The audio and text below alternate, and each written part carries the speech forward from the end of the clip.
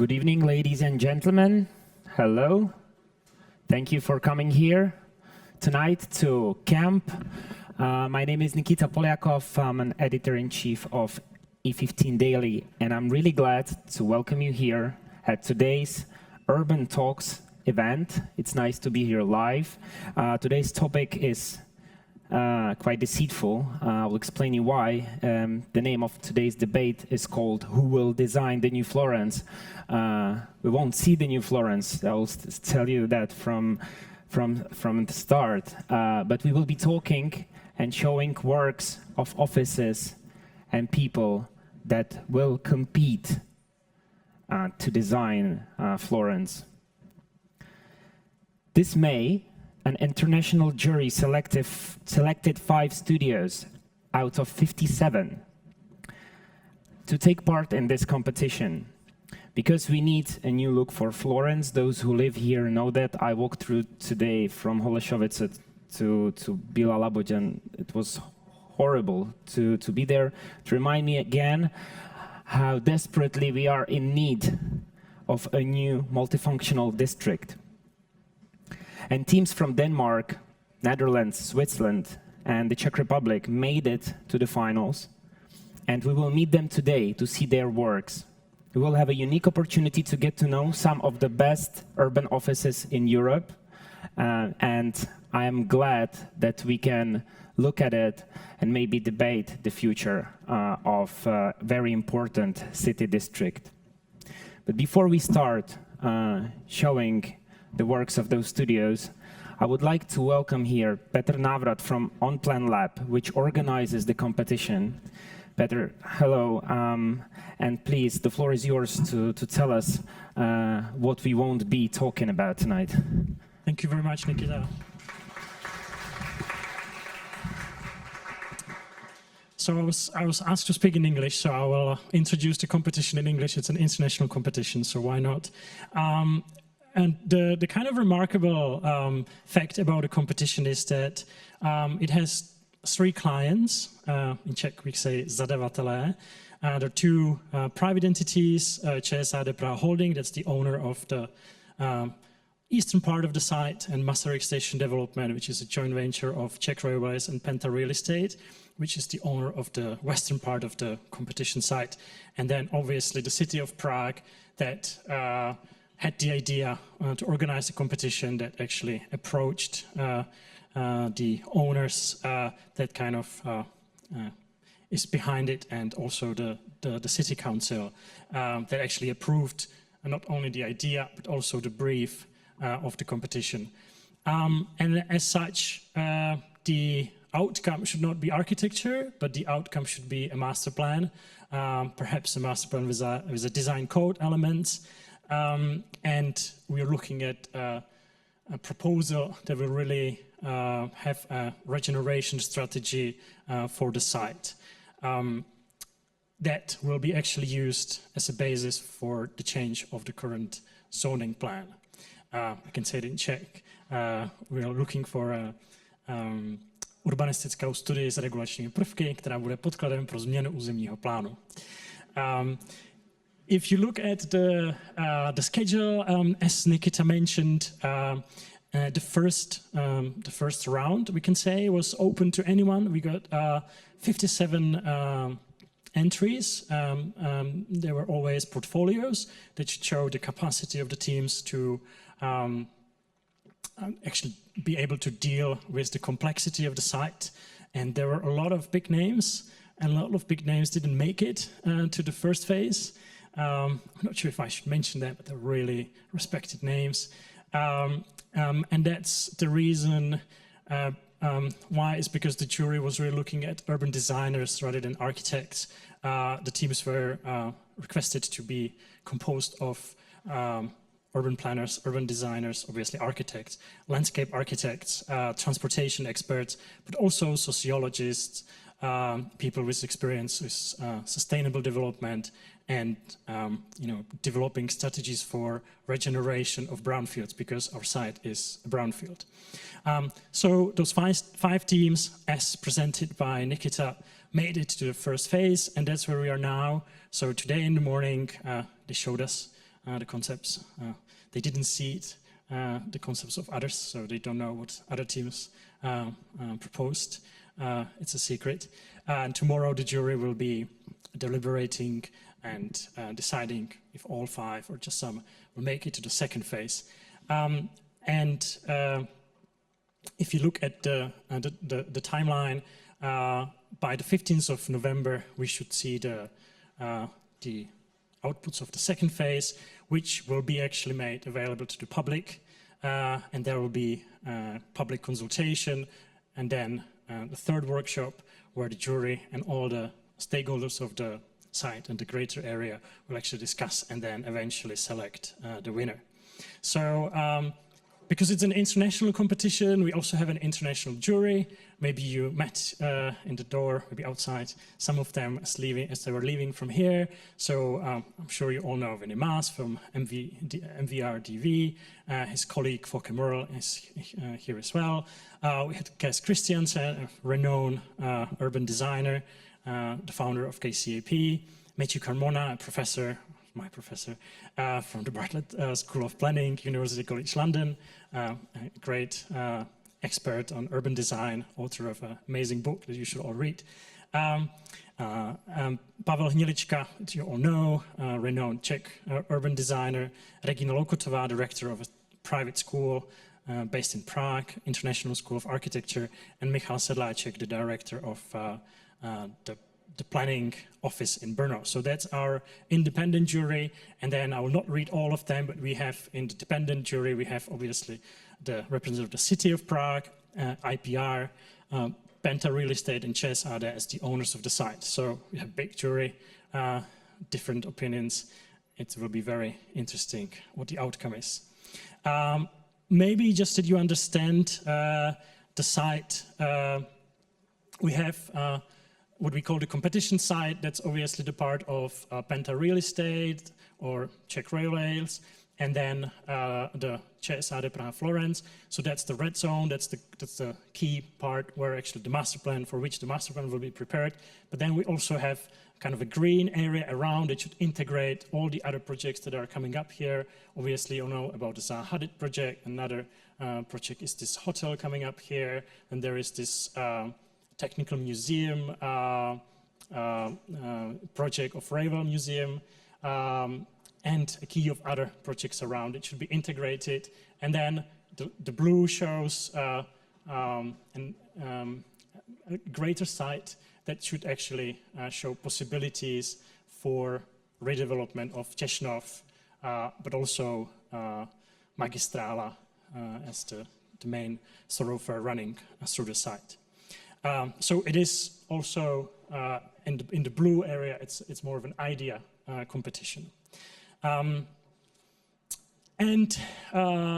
This is actually part of a kind of a public engagement. Even though you'll engage with the teams, you can't talk about the proposals, but it's part of basically informing the public about the process.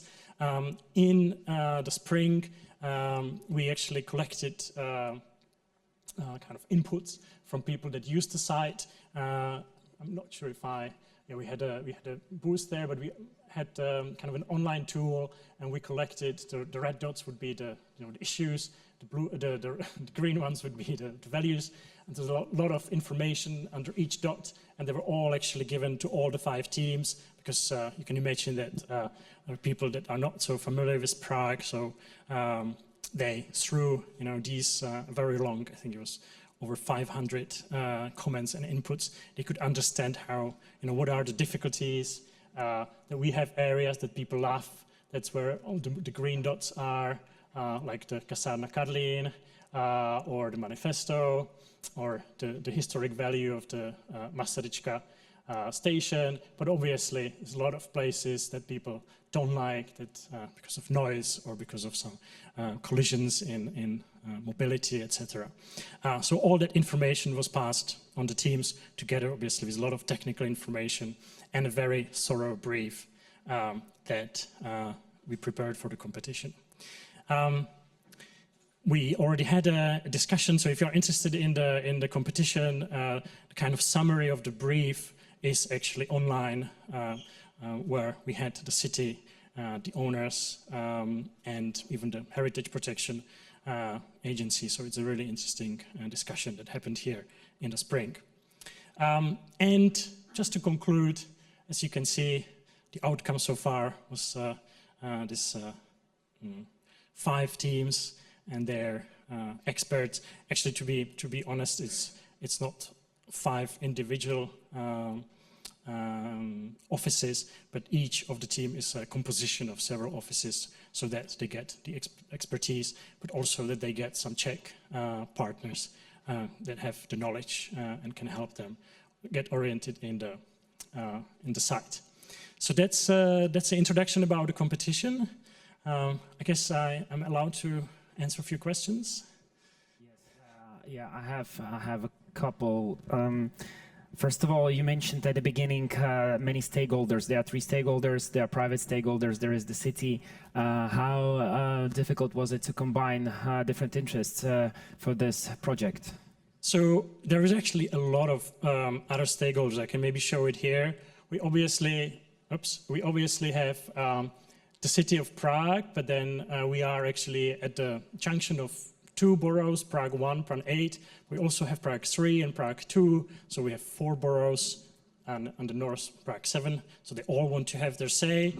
We also have the railway authority that is planning this new, this new connection to Nové spojení 2, and has some other projects in this area, so that's also an important stakeholder. So it took about 4 or 5 months to actually bring everyone together and prepare the brief, because we wanted first all the stakeholders to be united, to agree on what should happen, and then pass this to the teams, obviously, because you don't want to have a conflict after. You want to solve all possible conflicts before. Question about the experts saying, or in general, this expert debate on who should compete in these competitions. My question leads to the fact that there are some international competitors as well as the Czech ones. The experts used to say in these competitions that internationals don't understand the Czech provenience, so they cannot be good at creating a good site. What's your opinion on that? That is a very interesting question. I think it's very difficult for international teams to get oriented, but I think it's possible.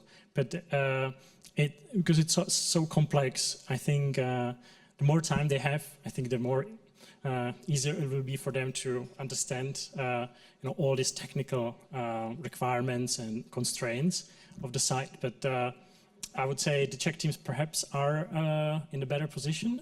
But obviously, if you have a strong international team with a lot of experience, they can surprise us as well. Yeah.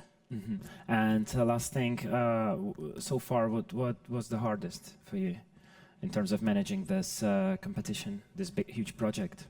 Well, definitely managing expectations of different stakeholders, and but because I mean, obviously, the heritage, protection has very kind of certain vision. Then the operator of the bus terminal has certain vision. So I think to bring everyone to one table and maybe make them also listen to each other about these different, very often conflicting visions or conflicting ambitions. I think that's not always easy, but we are succeeding so far. So far so good. Okay, Petr, thank you very much, and we look forward to seeing the projects in the near future. Cheers. So I think the time has come to start presenting. Before we will see the works, I would kindly ask you the presenters to be on time, if possible. We have 10 to 12 to 13 minutes per presentation, and let's start. So the first office, Filip Titel from Unit Architekti, Boris Rechinkov, A69 Architekti, Igor Marko and Placemakers. Please, the floor is yours. There are more microphones here, if you like.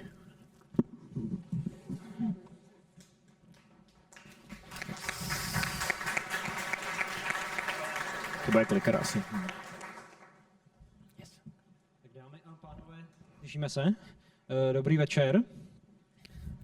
My jsme Unit A69 a Marco and Placemakers. Za Unit budu mluvit já, Filip Titl, za A69 Boris Redčenkov, za Marco and Placemakers sám Igor Marko. A jsme tady tři, protože nás řada věcí spojuje. Spojuje nás přesvědčení, že tvorba města není nějaký zhora navrhnutý autorský dílo, ale je to promyšlený kreativní proces založený na zapojení širokého spektra hráčů a aktérů v území a založený na promyšlených principech. A protože téma dnešního večera je přístup k urbanismu a máme na to jenom 10 minut, což samozřejmě nelze za tak krátkou dobu něco představit, tak vám ukážeme vám 7 principů ilustrovaných na našich 7 projektech, které můžou dohromady nějaký náš společný přístup k urbanismu ilustrovat. První téma si vemu rovnou já. A bavíme se o tvorbě města jako organizaci procesu v čase. Když vytváříme město, tak to není návrh, ale je to organizace nějakou velmi složitého systému, jak v prostoru, tak v čase. Pracujeme s obrovským, nebo je třeba pracovat s obrovským rozptylem měřítek. Od organizace jako celých městských čtvrtí přes koordinaci jednotlivých záměrů ve stavebních blocích a veřejném prostoru až po úplný detail městského mobiliáře a konkrétní návrhy. A tohle má ten jakoby úplně zřejmý jako architektonický a urbanistický rozměr prostoru, ale má to i strašně důležitý rozměr času a vůbec definování zodpovědnosti role urbanisty. To znamená, když pracujeme ve velkém měřítku, navrhujeme, kudy povede ulice, jakou bude mít šířku, navrhujeme náměstí, tak činíme rozhodnutí, jejichž zodpovědnost je prostě na mnoho generací dopředu. A proti tomu pracujeme s detailem veřejného prostoru, kde máme nějaký jako vědomý návrhový horizont, kdy to místo morálně dožije a bude se předělávat a často pracujeme s nějakou úplnou dočasností. A jenom jako lehkou ukázku toho, tady mám projekt, který aktuálně připravujeme s hlavním městem Prahou, s městskou částí Praha 8 a to je organizace Palmovky, kde v rámci jednoho procesu kombinujeme na jedné straně velký masterplan velké městské čtvrti a transformaci jako nevyužitého místa na nový městský centrum v horizontu jako několika desítek let naplnění. Ale zároveň víme, že není možný tak dlouho čekat a že to místo dneska používají lidi a že je potřeba to místo tady a teď aktivovat. A to s vědomím toho, že zásahy, které tam uděláme dočasně, budou fungovat jenom po nějakou dobu, než tam vznikne ta finální proměna. A to vidíte tady vlevo. To znamená, paralelně s tím velkým měřítkem pracujeme na detailu veřejného prostoru. Tvorba mesta je naozaj mimoriadne komplexný proces a tak, jak Filip spomínal, vyžaduje nejaký čas. No a vlastne tento čas je vždy dobré nejakým spôsobom dobre využiť. No a ja si myslím, že v podstate je veľmi dôležité vytvoriť istý relationship, to znamená istú väzbu na klienta, na ľudí, ktorí vlastne do toho prostredia vstupujú. A jednoducho práve som použil aj takýto nejaký obrázok, kde vlastne je to ako keby šitie na mieru. Je to niečo, čo vlastne vytvára veľmi blízky kontakt s klientom alebo s niekým, kto jednoducho do procesu vstupuje. Takže pri šití obleku alebo navrhovaní mesta je naozaj veľmi dobre počúvať a vytvárať vlastne nejaký relationship a vzťah so všetkými aktérmi, lebo inak v podstate ten výsledok nikdy nebude spoločným mentálnym vlastníctvom. Poprosím. v podstate do takého predstavenia toho, ako rozmýšľame, aké sú naše hodnoty, som vložil tento projekt, ktorý nie je typickým urbánnym projektom a vlastne ani nie je takým typickým architektonickým projektom, ale pre mňa znamenal dosť zásadnú zmenu v rozmýšľaní v tom, ako vlastne pristupujeme v tvorbe mesta, čo je možno tiež paradoxné, lebo je to zelený projekt.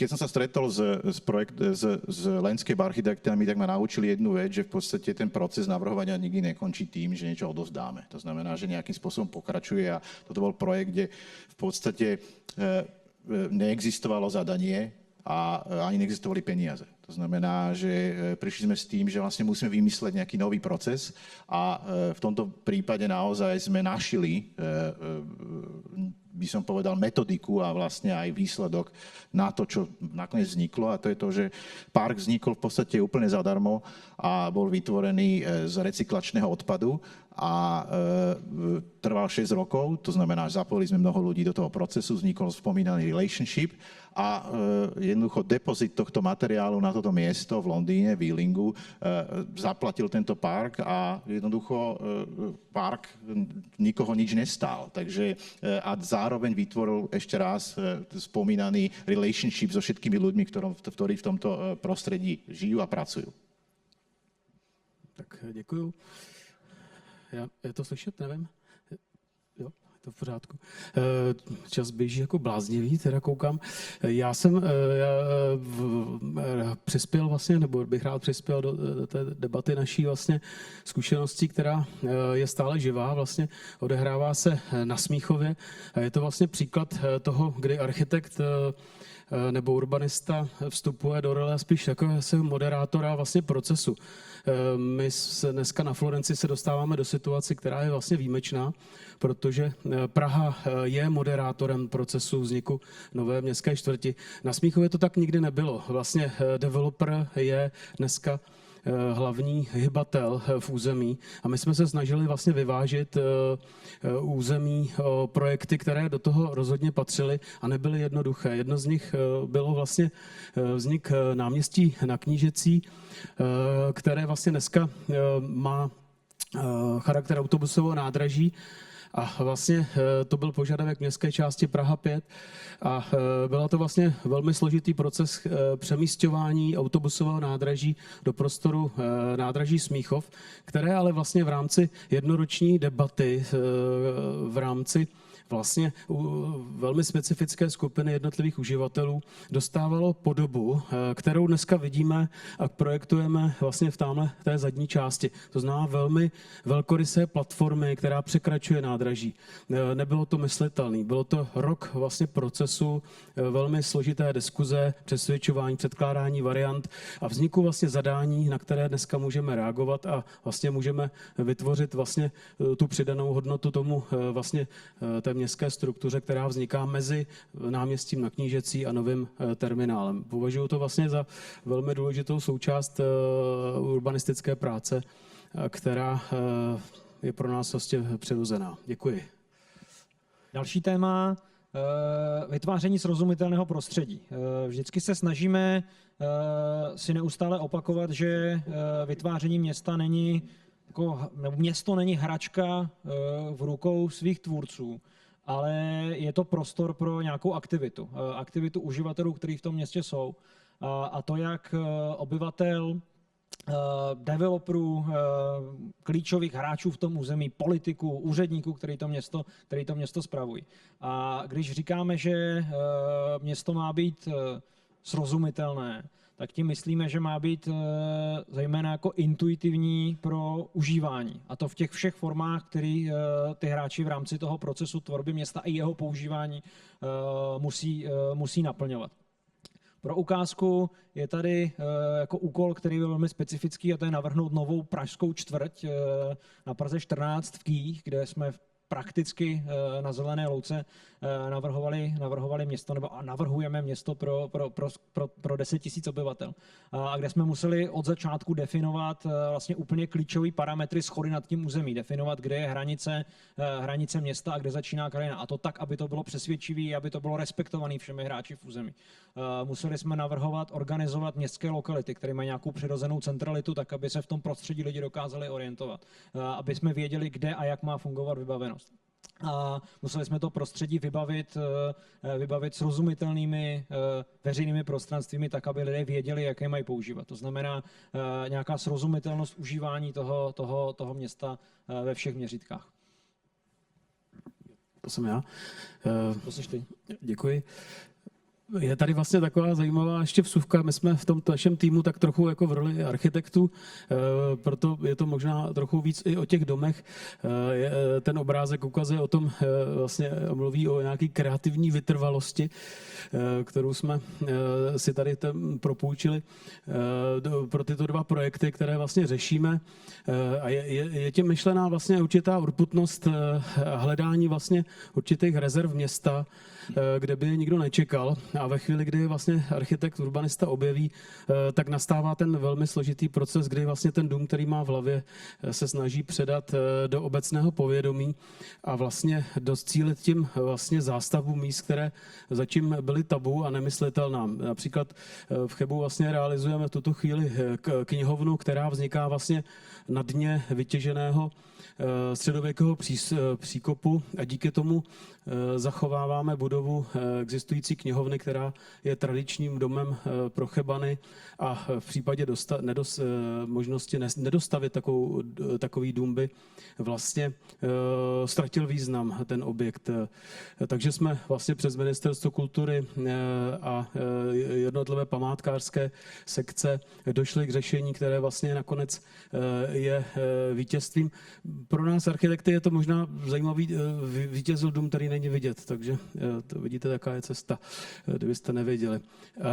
Naopak vlastně druhý příklad je chvíli, kdy jsme se pouštili do knihovny v Turnově, která naopak vlastně měla stát ve velmi intenzivním městském parku, který měl spoustu zrostlé zeleně a my jsme se snažili o vertikální dům.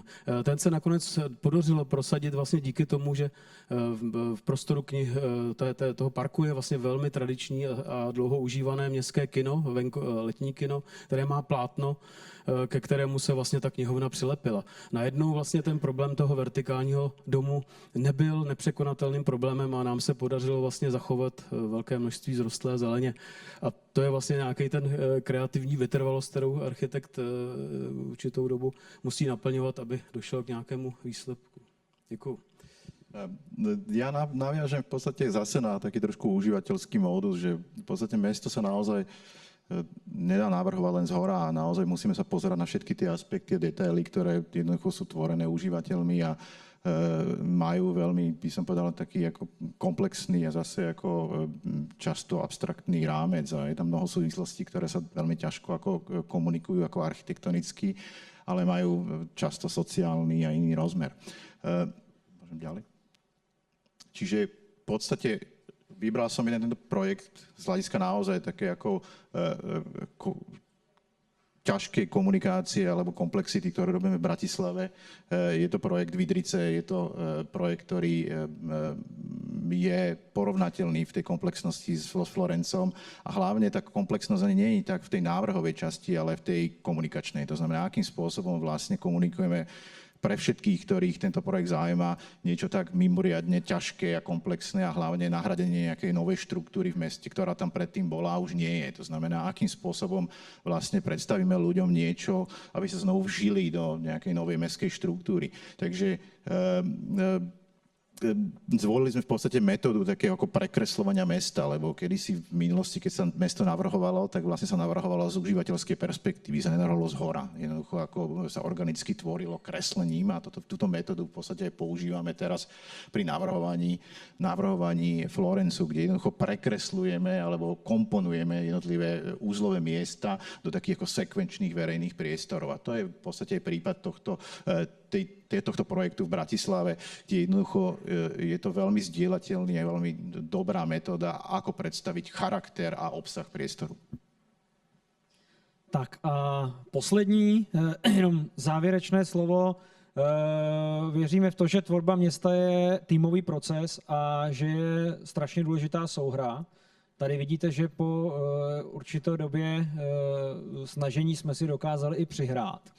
A mám to tady jako určitou ukázku a ilustraci toho posledního projektu, který nemůžu ukázat, a to je Florence, kde, protože vnímáme, že to je strašně důležitý místo v rámci Prahy, tak jsme právě spojili síly a vytvořili jsme jako velmi široký mezioborový tým, kde kromě jako toho jádrového urbanistického týmu jsou prostě jako sociologové, ekonomové, odborníci na klimatickou změnu, dopraváci, landscape architekti a tak dále.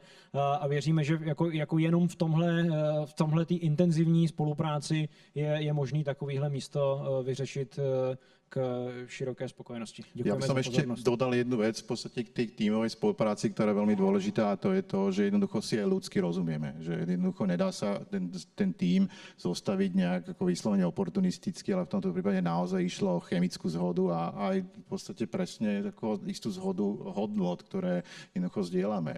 A jednoducho máme aj veľa srandy v procese Florenca, takže není to len ťažká práca. Ďakujeme.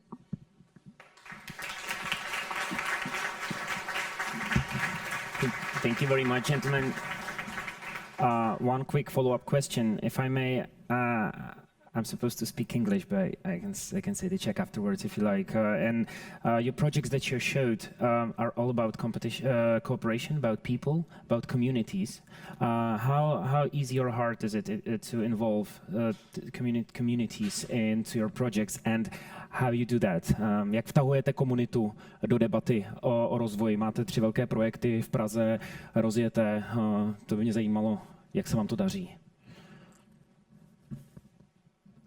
Tak já jsem vlastně už to naznačil, když jsem ukazoval tu diskuzi, která vznikala vlastně spíš v tom odborném kontextu vlastně velmi složitého velmi složité struktury vlastně uživatelů území, ale Smíchov City a další projekty, které vlastně v Praze máme, jsou vlastně zahajovány.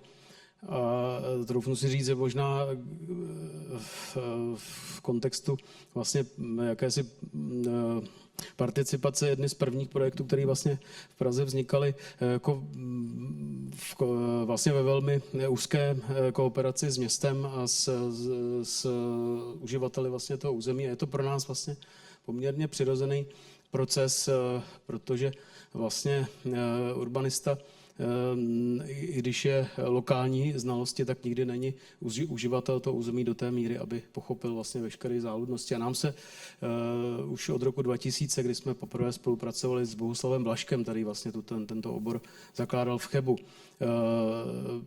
ten proces vlastně velmi vyplatil a vždycky dlouhodobě vedl vlastně k udržitelnému řešení, které vlastně bylo přijatelné i veřejně. Nebyl to vlastně diktát jednoho úzce specializovaného pohledu. Takže my tu metodu praktikujeme už od roku 2000 a velmi úspěšně. Děkuji. Dobře. Pánové, thank you very much. Díky moc.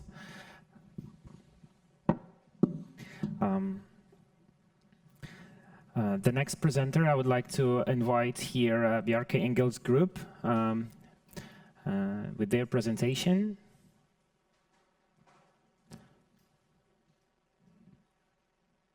Good evening. Please.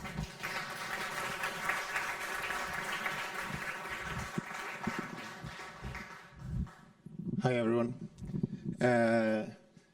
Thanks. My name is João Albuquerque. I'm an architect and a partner at BIG.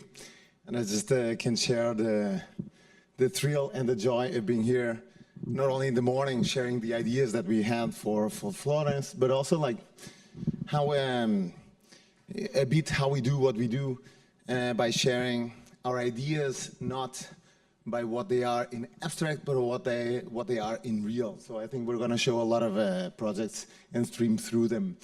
But we also can't do that without our team. And I think just to maybe respond to some reluctances on international presence, on local necessities, I think what makes us used to also work in other grounds is really the capacity to collaborate with local teams. So really not, I mean, I think we typically are not as good when we work isolatedly as architects, but really we're at our best where we collaborate with our local partners, because only they know the know-how, the local know-how, and really the local nuances of the sites. So really A8000 has been done a plethora of different projects of architectural, urban, and infrastructural scale. Flare also like done several different landscape projects that are also influencing what we do with the know-how at Florence. Momentum with their background on transportation, and that has been fulcral and crucial for us to really understand how really to address this fundamental quid pro quo that relies in Florence, because it's been an infrastructural node over the past almost like a half century, and informing Prague and supplementing it into its growth, but also creating this urban black hole. So hopefully that has informed us into proposing something that we really truly believe that it's great, along with Sagasta, which is our local transportation partners as well. So we to talk about who we are and what we do in an urban context. I mean, typically, I think like what makes us also so satisfied on how we proliferate ideas is really this conjugation of different nationalities that really brings together a set of different thoughts. And we typically, that same mindset and that same dedication translates into some haircuts at times. But we really work in different scales, from the scale of the product to the scale of the planet almost, and really often focused with the same intensity on the master plans, because it's really only about public collaboration and public participation that we can really make something meaningful at the scale of the master plans.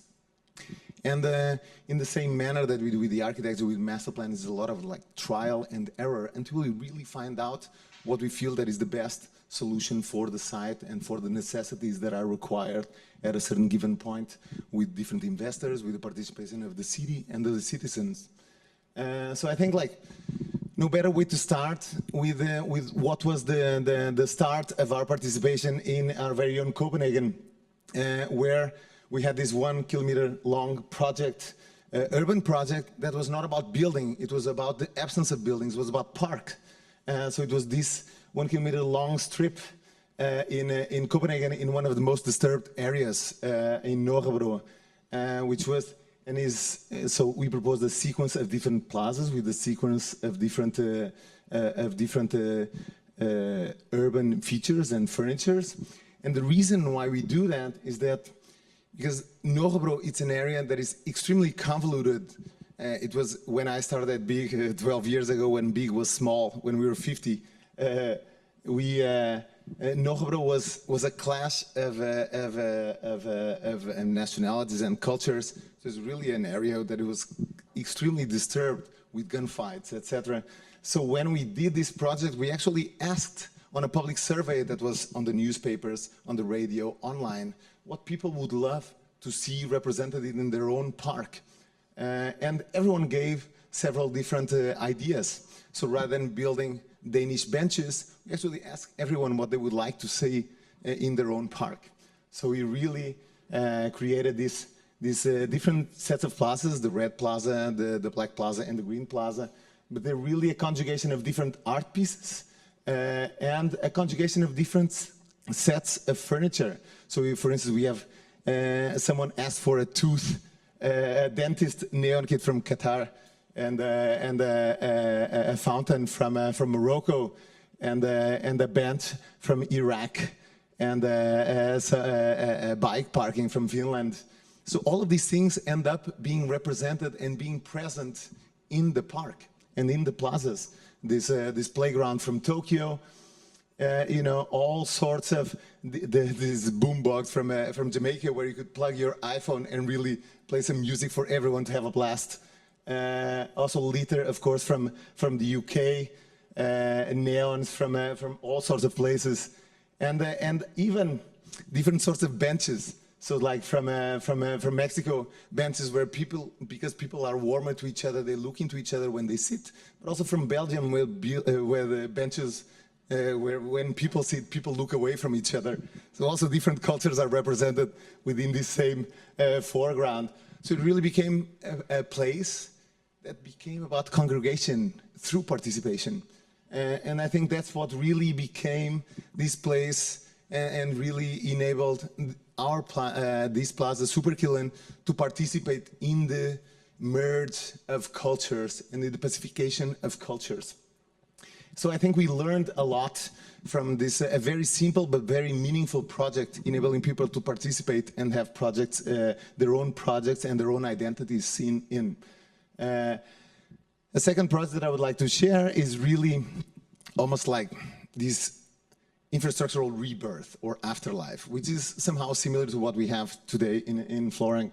So it's this master plan that we've developed in Aarhus, which was, it's in the north of Denmark, where this is a former industrial harbor. So we're given like the empty plot where the master plan sits currently. And rather than really just using the extent of the typical boundary, we actually started not by programming the buildings or not by designing the buildings, but designing the public space. So we really created a series of harbor baths because the water is swimmable.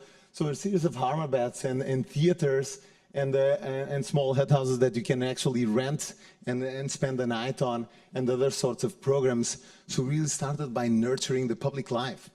And that public life then shaped the inside of the master plan.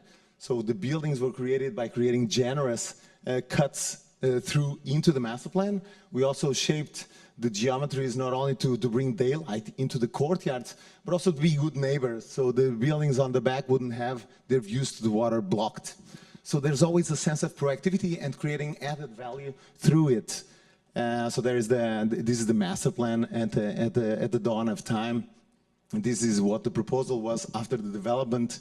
We've been doing this building, the clock tower and the hotel, and we've given this to some local, to some of our colleagues in Aarhus, some incredibly talented local architects in Aarhus. So this is our building, one of them, and it really started by one of the first structures was really the harbor bath. So here, when it was opening, everything else was a construction site, but we started by creating the public space. So really, everyone was the harbor bath was crammed with people in the summer, where cranes were working on the back. So it's really this joyful enjoyment of public realm, while everything is happening meanwhile. So this is the building again. The building also works, and the buildings in the master plan work again with this necessity of daylight and views again, and respecting the views to the buildings on the back. And then the hotel and all the buildings is an extension of the master plan principle. So on your hotel, you can spiral and walk all the way up to your bedroom. The clock tower is definitely what we call the clock tower because, for the sake of the name, we actually introduced a clock in it, which at the very least is going to create some incredible New Year's parties for the ones that bought this place. But the birthplace of this development was really the harbor bath and the street life, again, through the know-how of the origins of Superkillen, also the previous projects that I've shown. And then I think another very interesting project in tandem with what we have here in Florence is Vancouver, which is not only the tower, as many of you maybe have seen, but it's the entire urban planning below, which many do not know. So we had the initial plot and the ambition and the requirement to look into. We have a series of offsets that actually enable us only to do in this, to build in this tiny triangle at least a tower. We expanded the tower, and of course it would be the most inefficient tower built ever. But because there was a regulation of a setback of 30 meters, we thought that rather than being vertical, that could actually be cylindrical, and we expanded the building back out. But not only that, we used all the underpasses to actually create a new lively master plan. So rather than becoming the degenerate space underneath the highway, the mayor actually recognized the value of this development, which is now inhabited by a university, and gave back to the developer the possibility of creating 3 more floors in the area where the tower is most valuable, which is on top. So this is the buildings today. It's actually a university campus. Underneath the highway, we also proposed this idea to create almost like a Sistine Chapel of street art, where everyone can participate and contribute. So it already began with this project from Rodney Graham, which is also conducting the projects for street art everywhere else under the viaduct. So this becomes a lively place just because you program it and because you inhabit it around. And this is the building back in the dawn of conception time. And this is the arrival where there's another tower and our tower that kind of creates these gateways. But the thing is that our tower really sets back almost like a curtain pulling back as you arrive. So it's, again, visualizations and reality nowadays. So it's really this combination of added value, not only for the developer, but also for the city. So we typically tend to see things as that the developer just sees value on one side and the city wants something opposite, but they really can congregate and create together an incredible value to the city itself. I think another take on how we always search for creating value within the different master plans and different possibilities. And one of them was in Pittsburgh, where you have this incredible slope on a site facing the city center. And we were wondering, like, how can we, in such a steep slope, how can we actually make accessible master planning? So rather than doing the traditional grid, we actually did a diagonal one where the slopes can be accessible. So you can, as a handicap, use the streetscapes. So that generated, by default, the paths of the streetscapes and the urban fabric. In the center, we create a backbone of parks that connect the small scale into the high-rise scale. And then a sequence of plazas spread throughout the development. So it's really the merge of the housing scale into the high-rise scale. And the master plan is really this sequence of different buildings, a heterogeneous experience as you go throughout it, where you have an experience of different terraced buildings or an experience of this overview into the city center of Pittsburgh. And maybe lastly, because it seems that my time is on 0000, just to share almost like the opposite of the scale, which is like a Toyota woven city, which is in a completely different scale, but somehow very relatable because of its sustainability take, but also its transportational take. So it was really this question about how to reuse an old infrastructural site that was for the former production of Toyota into a new city of production. It was really evaluating what cars and bikes and pedestrians need, expanding that grid into a super grid, which we're very familiar also in our office in Barcelona, given the Cerdà's background. But really like having the larger, speedier infrastructure around and the small one in between. And that created a city structure with blocks around the plaza that on its end, it created a larger city structure, extrapolated into its own scale. That of course, it's distorted at points to create main squares, so squares with different characters and different possibilities, and ultimately large central parks. So all of these created this varied city that starts from an extremely pragmatic principle of circulation and accessibility and different experiences, and really created the possibility of this new second life into a site that belonged to Toyota for production, but now creating a new automated production city.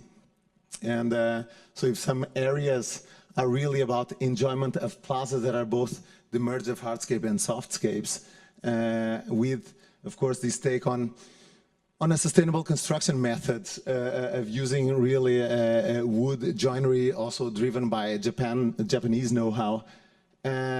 Then some of the streets, here we see one of those pedestrian streets where it's really maybe a Japanese deer. But really this idea that pedestrians run through a street that is both park and for people and animals sometimes. But then the merged condition where it's both about transportation and also people, so the in-between situation, but also ultimately where there are just simply more infrastructural streets, where it's really about the pragmatism of the infrastructural needs and supplies that feed into the whole background of automatization and proactive production and sustainable production, which is what we see here and what is also the baseline for the Toyota woven city. And that's kind of like what we wanted to share, a bit like how we think by doing at the different scales with the experiences that somehow recollect a bit of the similarities that we see here in Florence and that are informing what we do here today. Thank you. Thank you. One quick question. Yes. About the cultures, because you have projects in Copenhagen, Albania, Japanese deer, coming to Florence. Exactly. You also Maybe we need to import that deer. Yeah, I mean, I really like the deer. Exactly. But my question is about how do you incorporate different cultural specifics into the projects, and do you actually listen to those? No, but I think our process is really a lot. So for instance, like typically our concept process takes a set of weeks, and the first easily 25 to 30% of our process, if not more, really is invested into research, pure research, and research not only by ourselves, but also benchmarking those findings with our local partners. And I think that's where we really find that if we are wrong, if we are right, or new ideas that sometimes they haven't seen and we haven't also equationated, but by the merging of both thinkings enables us to do something actually uniquely different, but still specifically tailored. And I think that's kind of like the fun of it, and that's how I think in a way we end up building something that is often in the different circumstances tailored, but also novelty, or that can show you that life can really be different. Thank you. Yeah, thanks. Thank you. Our ex-presenters, Zeus, Space and Matter, Christian Korman, Barend Koolhaas. Gentlemen, if I may invite you here. Oh, hi, Christian. Please. Thank you. Best. Hello.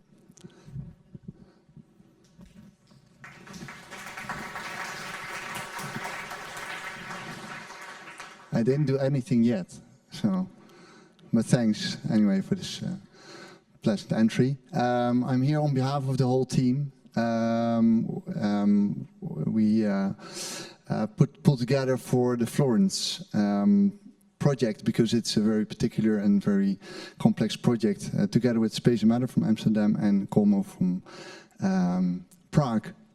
I will just in 9 minutes and 47 seconds show you just a few things we discovered during the last 20 years working in urbanism, which in our case would always be a combination of urbanism, landscape and architecture. We do not like to distinguish those different domains. We believe that urbanism is actually an act of making a city as an ecosystem, a city which is in constant transition, leading up to kind of permanence, however, build up on all kinds of temporalities, and currently really looking for new hybrids of man and nature.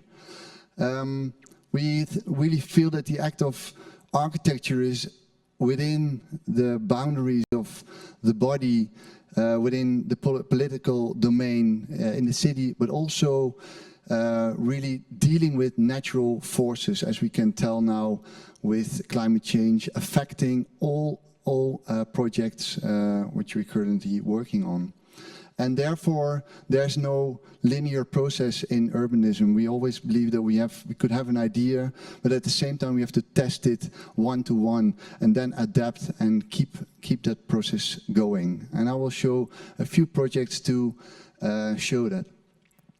And another aspect is also how do we deal with, on the one hand, these global forces which work on cities, at the same time these local specifics. That's also at stake here in Florence. How do we keep it like specifically Florence and Prague? At the same time there are these global travelers, and how do we meet those different needs? One project, a self-initiated project, we're working on it for 15 years now, started with the impression that there was a thriving public space. However, because of our colleagues during the last decades, it was a bit destroyed in this kind of monofunctional infrastructure. And we wondered, how can we revive this area in the midst of Rotterdam? And we initiated a project which stemmed from this idea. We should no longer have this idea of instant urbanism, just having a project and then implement it from top down. We should discover all kinds of temporalities on which we can evolve that city.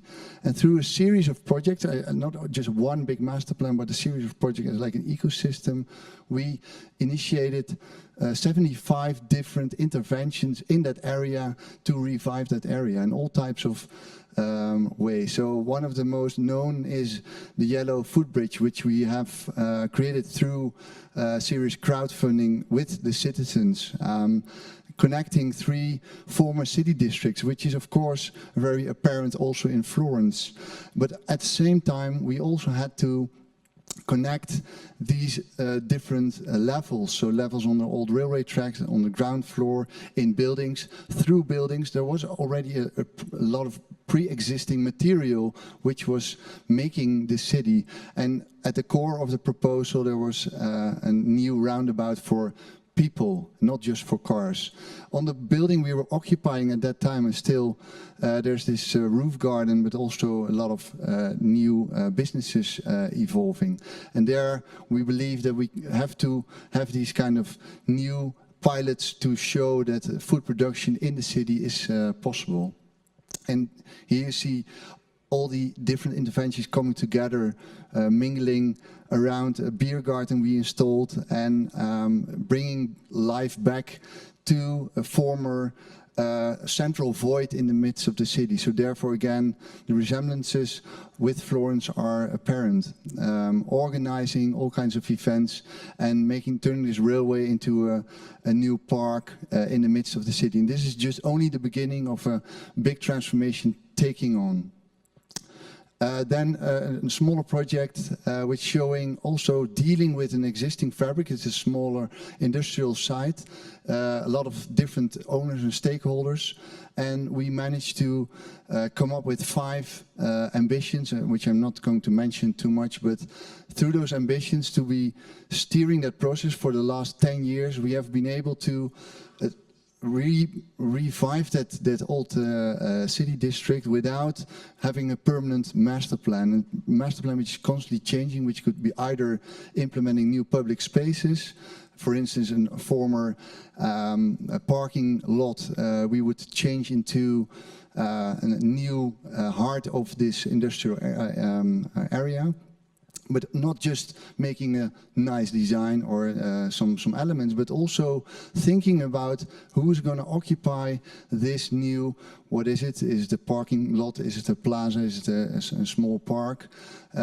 Thinking about curating that kind of use. So with all the users, we have been looking at what could it be? So what's this ecosystem of program which could emerge here, and because of doing that we were able to pull off a constant flow of activities on that square. So it's no longer just architect comes in, makes a plan and then leaves. No, it's a constant curating of the city in order to revive that. And that's the same happening in Florence with Manifesto and other initiatives we think are really important to grow a city from its roots. Another project which is in that sense also similar, looking at the infrastructural impact of Florence. Here, this is Utrecht City. It's probably the most densely populated and biked through area of the Netherlands. And Netherlands already is quite packed with bikes. There's also trams, trains and everything going on. And the brief was, make a nice place for people. Well, how do you do that in this kind of hell? We looked at all the kind of monasteries in the old city, and we thought, why not make a monastery, a 21st century monastery? We created an eye within that storm, and with a simple configuration of buildings, we were able to create in the heart of this really small lot a park which would deliver a new kind of urban space in Utrecht. So seeing the infrastructure just as something we could found our whole project upon, all kinds of activities meeting that noise barriers and all these things. It's currently being constructed. It's just the infrastructure is just a foundation for public space. Also for Florence, we feel that there's so much infrastructure, it should be just the basis of a new era. And on top of that infrastructure, we weave literally a park which from all sides is connecting all the different lots around it. And therefore, the set of buildings, it's no longer just a set of buildings, it's just a configuration of massing with all kinds of platforms, having houses, offices, cultural activities there. So soon this will be a reality, and so on the most busiest spot of, you could say, the Netherlands, will also be the most quiet spot of the city, and like in the heart of the city, it would be a calm realm. And finally, I want to move to Lucerne, because that's a project we've been working on for the last 2 years. It's a station area which had a big problem, only facing one way. That's the most of the stations in Europe are facing the head station.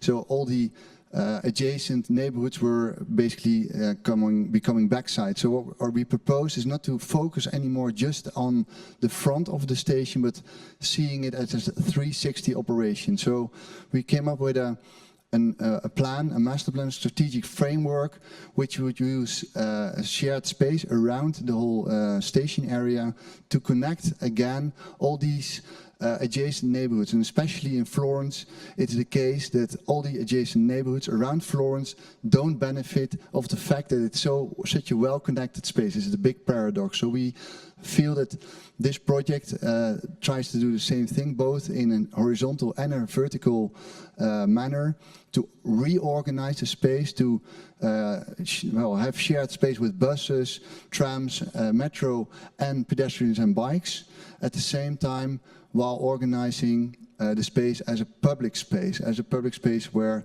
the landscape around it is addressed in and around the station, so it becomes more than just the simple station area.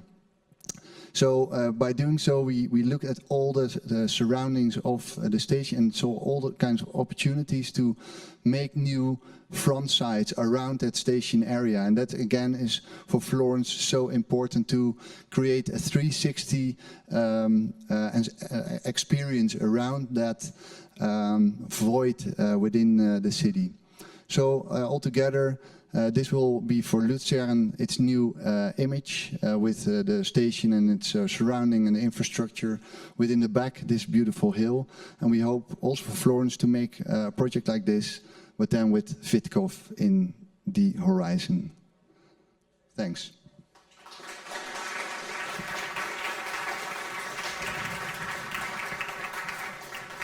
Thank you, Christian. Question about connection between urbanism and politics, because you historically, you conducted the so-called urban politics. You were engaged in Rotterdam. To what extent do urbanism and politics relate to each other? For us, urbanism is a political act. It's negotiating between all kinds of rights, right to the city, private rights, but also public rights, and how to negotiate these. And designers have the pen, the pencil, in order to draw a line whether things will be public or private, and that goes beyond the brief of the client. So therefore we feel that we're not only consultants for a client, but we're also consultants for civic society. And especially in the case of Florence, we feel that there's something at stake which goes beyond the project boundaries. It counts for all people of Prague. So that's why it's political. Mm-hmm. Thank you. Thanks. Thank you.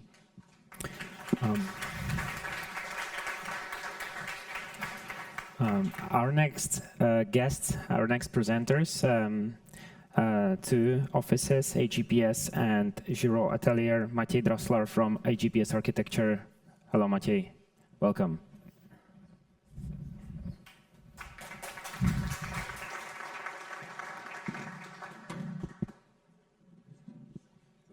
Hello.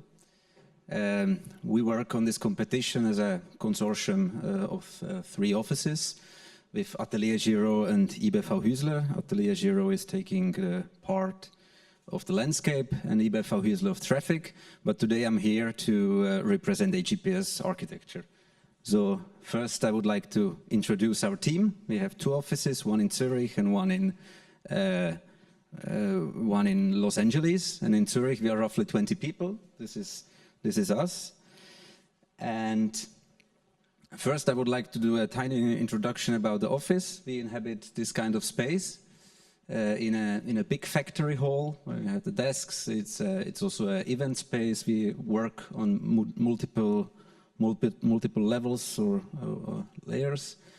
And some impressions from the office, and we also have kind of a almost like a mirror space in the basement where we have a big workshop and a CNC machine and so on, and we have a constant back and forth between these two modus operandi of producing things and drawing things. So we were asked to talk about our approach for urban projects. So I will try to probably not manage to give a complete answer, but give a few corner points. And the first one would be it's cooperative. If you go to our website and enlarge it a lot, you will find, first of all, it's a constant work in progress. And you will also find the section quite user-friendly, the urban projects, sandwiched between architecture and interior, which kind of signals that we are going back and forth all the time. And interior is symbolizing the smaller scale, and architecture are, let's say the quite what you usually imagine the buildings. And if you go to urbanism, you can see quite a broad range of the projects what kind of urban projects can be in all different scales and contexts. And I would like to use a few of them to explain some other principles or some other recurring themes that we have. And also I have to mention, because a few years ago we had an exhibition in Prague about our urban projects. So I could also say that was probably the best answer to the question that we were given. And back then at the gallery we had kind of a concept playing with the scales. We presented some of a series of our urban projects. They were all placed on a modular system of stools, and then during the opening, the stools were used for seating, and then they were taken by the people and assembled to the final installation. And that was also a logistical sneaky turn, because at the vernissage, when the opening finished, people were able. What's going on here? Thank you. People were able to take the stools, and now they have a second life at different places. Many of them being used as night tables, but also this project, I think, is now in this year's yearbook of Czech architecture over here. So we selected 5 projects for the exhibition, and we wanted to show it at the different perspectives. So one of them were large models, but we also wanted to present impressions from the project, and we also did long timelines, such as this one, to represent this long process that the urban project takes. So this is one of them. This is about roughly 20 years. And you can see the different stages of development. So you can see that that it has to be a robust concept And you can see this is now the project of a highway cover that we are doing in Zurich. It was a competition, it was won, there was a master plan, and the master plan was transforming at different phases the areas around it. And then it goes into construction on this side. And the construction is going on right now. There's a zoom in into this. So the timeline was perfect for this screen. So we have to show the timelines, because if we have a screen like this, it's slightly pixelated. And so another principle is the complexity. And the complexity meaning now shown on this project, it's 1.5 kilometers in real life. Not only you have to solve at this scale the different technological issues of how the ventilation works and so on. You create a new city space. It's kind of it's often compared to the High Line for obvious reasons, but it has a little bit of a different context. But then it goes all the way, and now here is this complexity of the different scales. It goes all the way that we are now producing one-to-one prototypes of the railing and lighting, and thinking about how the city maintenance will change the LED stripes. Oops. All day I'm pressing the wrong button, but how the city will change the LED stripes in the lighting. Another principle, conceptual, and I would like to show that at the master plan for Adidas that we did in Germany. It's an urban master plan of a big area of working space and development space for Adidas in Herzogenaurach, where we were also able to construct 2 of the buildings of the campus. And here, from the competition and then through many stages of the project, we always had a notation of different very basic conceptual approaches of how the whole campus is understood. And we think that only by having this very robust structure through the whole process of, again, roughly 15 years, kind of these general principles were able to survive, and it remained the backbone of the project. So this conceptual structure is another cornerstone. Then another principle, compositional, shown here on a project that we did close to the train main station in Zurich. It's also a cul-de-sac train station here, and here is a big development. The master plan was done by KCAP or KCAP, and we did the master plan on the other side. And it's kind of it's a very narrow path, strongly interacting with the tracks on different levels. And we did kind of you can see that in that corner over there, kind of a composition, and you can also see it in this section, in this sequence of sections. We did kind of a quite complex composition for these different pieces on a quite small scale, interacting with the rail tracks on different levels and introducing different compositional elements like connections and tree rows and so on and so on. And today, this master plan is almost completely realized, and there is a series of different buildings, not by us, but inside of the master plan. And this is a walk along the tracks. And then the last project, or the last principle, the flexibility of use. This project is currently ongoing, a competition that we did, and now we are able to create a master plan for the area. Old military site that is looking for a new purpose in a valley in central Switzerland. And a big topic here is to maintain a very high degree of flexibility, since it's unknown how fast it will develop, since it's unknown who the investor would be, and therefore also not exact functions.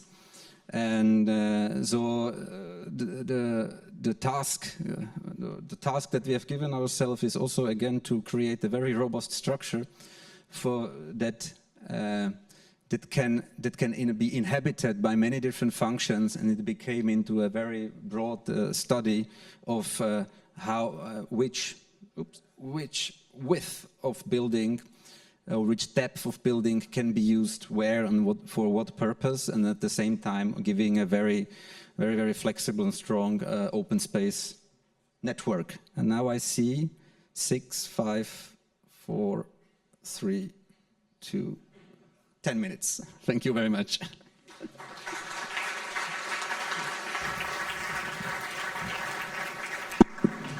Thank you for the presentation, for your time management as well. My question like is... a Swiss watch. Yeah, cheap joke, Swiss but watch.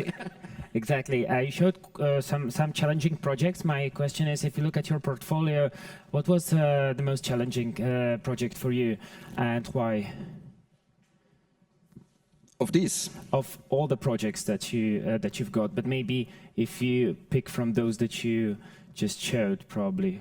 If I pick of those that I just showed, it's probably the highway cover is a very challenging project, because there you play a role on many different levels, because there is a very tight collaboration with the canton, the city, even the federal level, and there is a lot of different stakeholders and we still have to not only manage the overall urbanistic plan, the master plan, but also to kind of all those architectural elements are still also need to be designed, because there is not plots that will be developed after all, but there is also at the same time next to the urbanism is like something like a final product, which happens to be a 1.5 kilometer long concrete box, very banally, with a beautiful park done by the landscape architects. Okay, thank you very much. Thanks.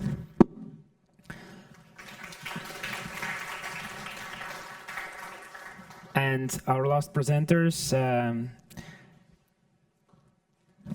3 of you. I've got 2 of you, I'm sorry. But yes, 2. The architects here from Holland, Linda Oberschalova, M2AU, and Lola, am I correct? Guys, please.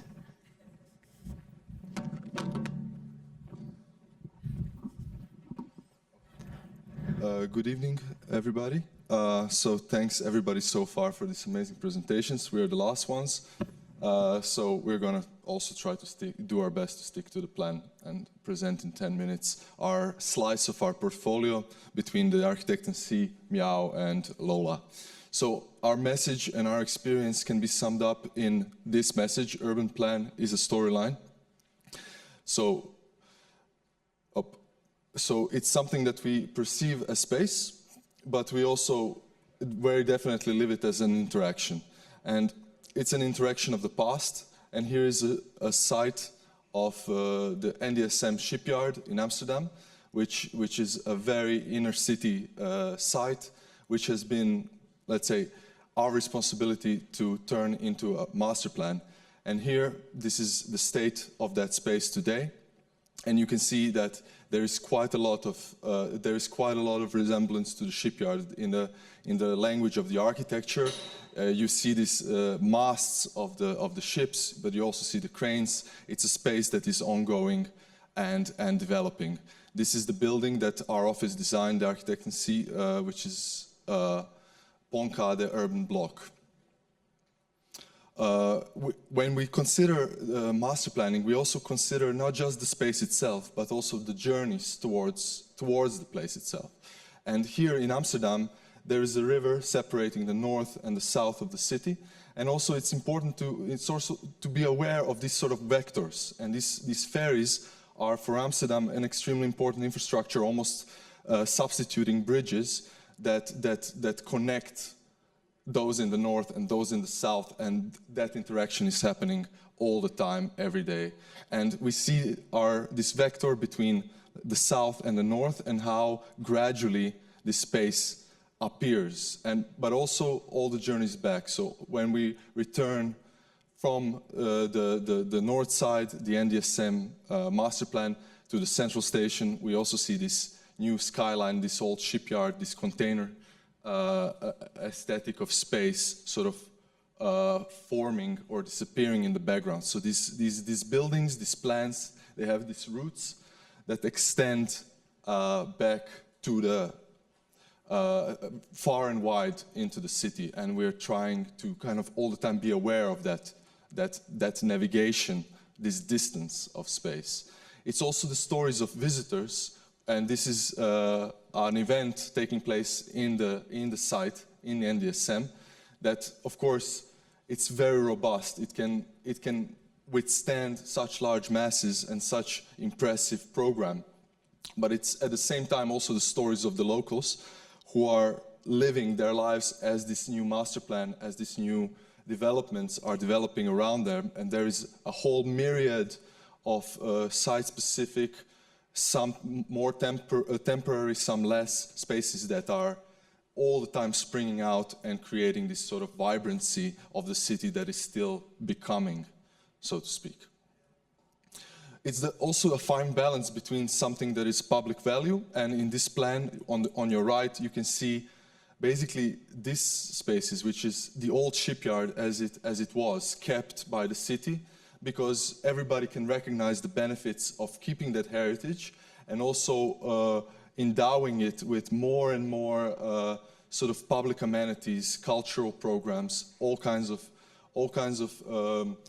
spaces that are all the time programmed and reprogrammed into something that is all the time alive, but also being aware of the other side, which is the private interest, which is exactly along this line to the west, which is actually, for all intents and purposes, funding the public value, so to speak.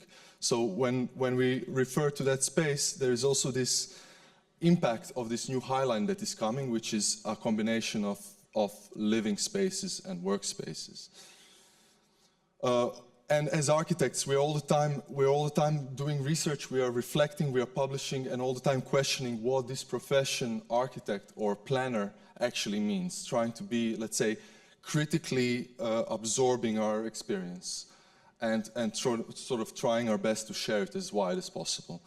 We are also considering the stories of how we work, and our office is 30 plus years old, so we are also in this position where we are redesigning the buildings that we have been building in the 70s, designed by our sort of ancestors of the architecture, and this is one of them.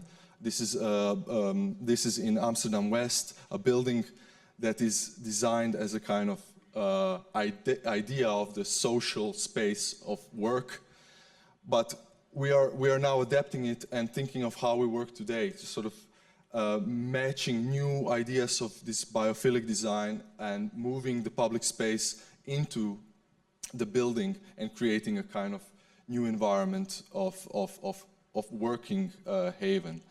So, and we do this not by demolishing, and this is the plan of the existing building, but sort of adapting. So there is this new dome which is created over this courtyard, which sort of creates a kind of everybody under this roof is kind of joined together in this new, let's say, campus-like feeling of workspace.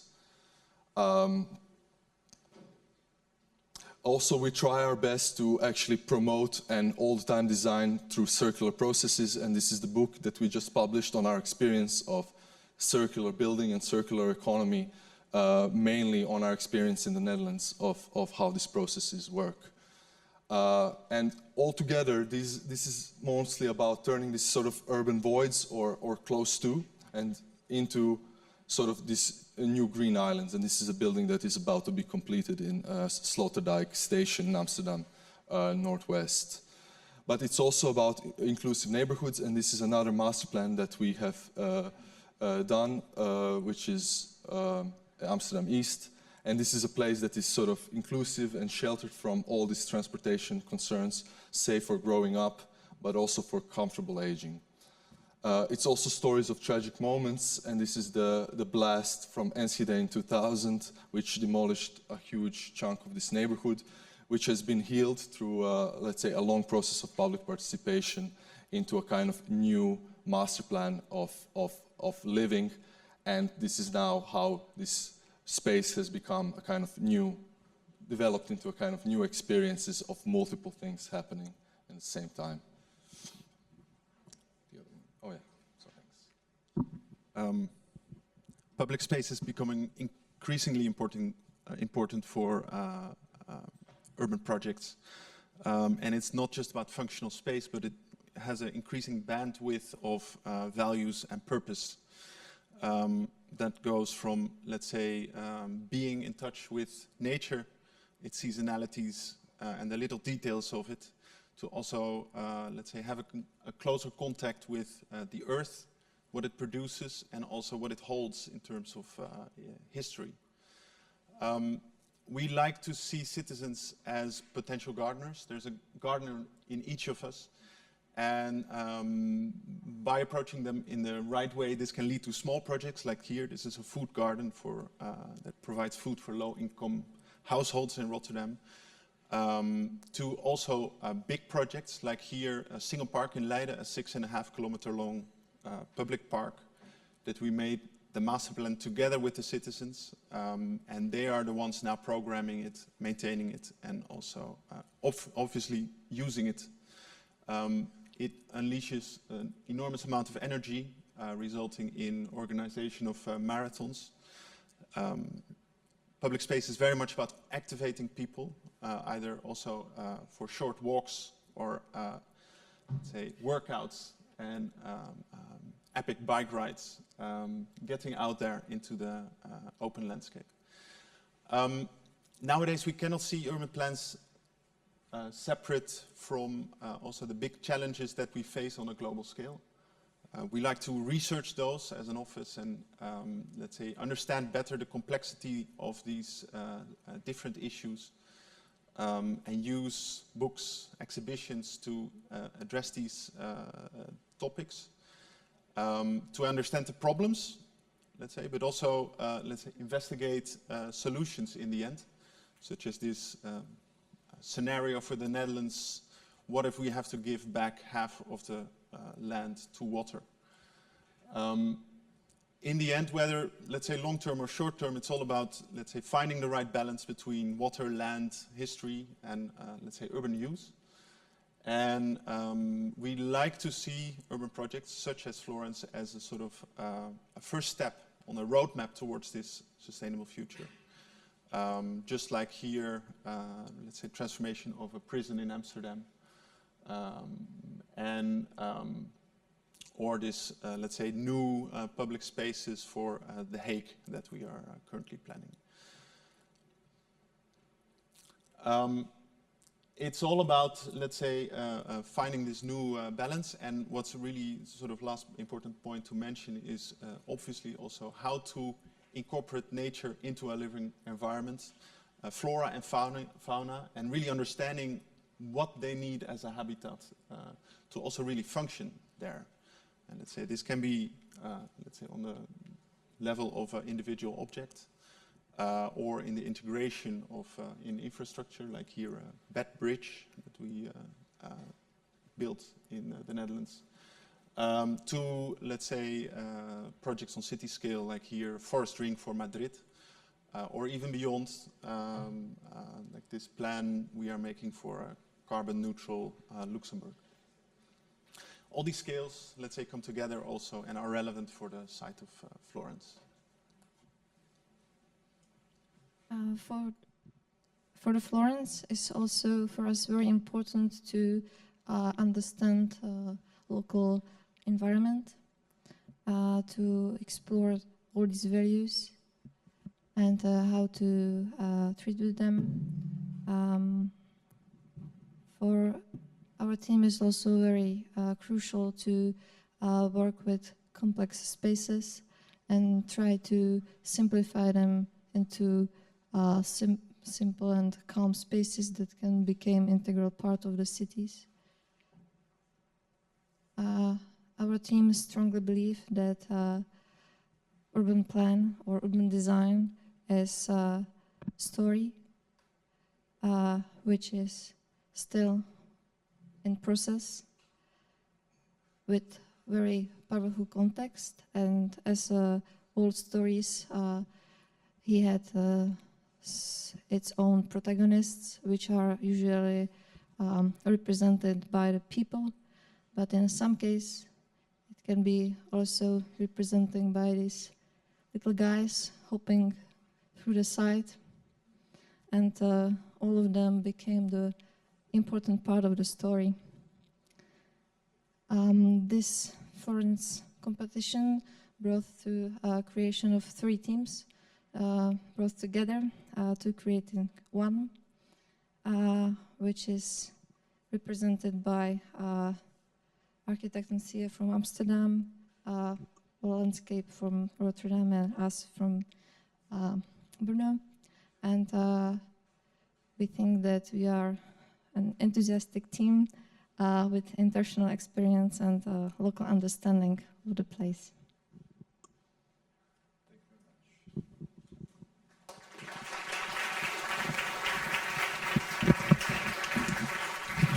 Thank you, guys. Thanks.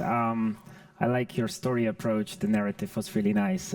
My question is, so if you take, because the cities that you showed and your projects, Rotterdam, Amsterdam, Prague, quite similar sizes of the city. So what's the story for Prague for the future? How would you describe it? Or for similar sized cities? Is it incorporation of sustainability, public space, and or how would you envisage it? What can we say? What is? Yeah, what's there? You've shown the history. I mean, the story is ongoing. So, what is your ideal story for Prague's future, for example? Well, let's say we had multiple stories here, and one very obvious one was the historical story and the ongoing research. Also, to this site, we discovered quite some interesting older plans that we're investigating in establishing also a very strong connection between the city and the surrounding landscape through urban form. So this is one of the, let's say, more dominant stories that we've developed. Are those cities that you, quick one, are the cities comparable in some ways? If you look, for example, on Prague and the master plans that you are trying to create, and you compare it, for example, to Rotterdam or Amsterdam, so to say. I think from our experience, it comes down to this sort of stakeholder cross-section. On one axis, you have the public and private, and the cities always, let's say, the success really relies heavily on them meeting each other leveled. And on the other axis, you have this sort of local and foreign aspects of thing. And these two axes, basically, you can place Florence in it just as much as you can place anywhere. I think there are a few projects that illustrate that very well. As in the beginning in NDSM in Amsterdam, you really need to understand what is at stake. I think Christian from Zeus pointed that out really nicely, that you need to give something to take something and vice versa. And at Florence, that is going to, for sure, going to come down to that question again. So what is the public value versus the private interest, and how do we actually advocate as designers for, let's say, the private interest is relatively clear and the public value needs to be championed to a certain extent. And we believe in Florence it's going to take a bit of that to, let's say, promote some values. And for us, landscape obviously plays a big role, and we would like to, let's say, give it a lead role in our plan. Guys, thank you very much. Thanks for your presentation. You're welcome. Thank you.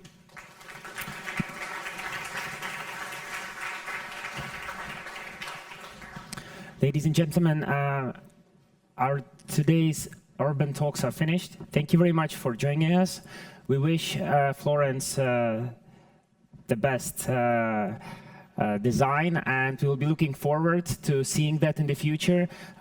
Please follow Campui online for more debates and talks, and I wish you a nice evening. There will be some networking going on afterwards, so you feel free maybe to ask the offices some questions by the glass of wine. So thank you very much and have a nice evening.